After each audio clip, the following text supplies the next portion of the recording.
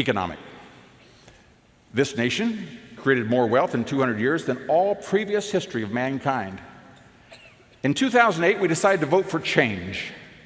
And one of the first things we did was look at the spending patterns. And the United States had carried a debt rate. If you go in to borrow money for a car or for a house, they want to say, what are your financials? That is, how much do you owe and how much do you make? And the national debt for America between the last 70 years, from World War II till now, was virtually a straight line. It fluctuated between 35 and 45% of the gross domestic product, all the way across until the day that Barack Obama was sworn into president. And on January of 2009, it was at 40% of GDP. Virtually exactly the place where it had been forever, except he had a good idea, he thought. That is, why don't we just go spend a whole potload of money? And so he came up with this idea, and he called it a stimulus program. Stimulus. Now, that stimulus means that it's not going for agriculture or for education or for defense or for anything else. This is Chicago walking around money. We're just going to get some money, and we're going to pass it out. And he passed a bill that was nearly $1 trillion. We've never done that in history. Nearly $1 trillion. Now, money doesn't mean anything except in comparison. All the money that's sent to Washington, the entire tax revenue of the entire nation is $2.5 trillion. And he came in the first 10 days, wanted to pass another trillion in spending.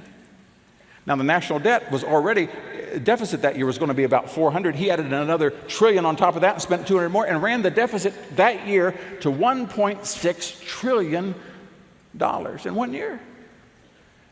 And then he went around and said, I inherited it. Inherited it, nothing. You're the one running the credit card. But what did that do to the nation? Well, over the last 4 years, the income to the average family has diminished by 10%.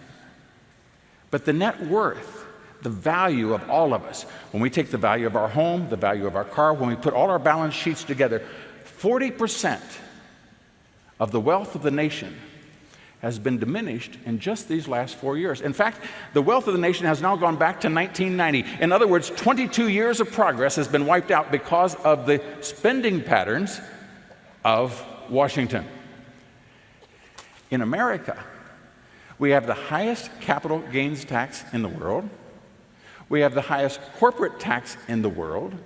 And Barack Obama promises that by January 1st, he will double both.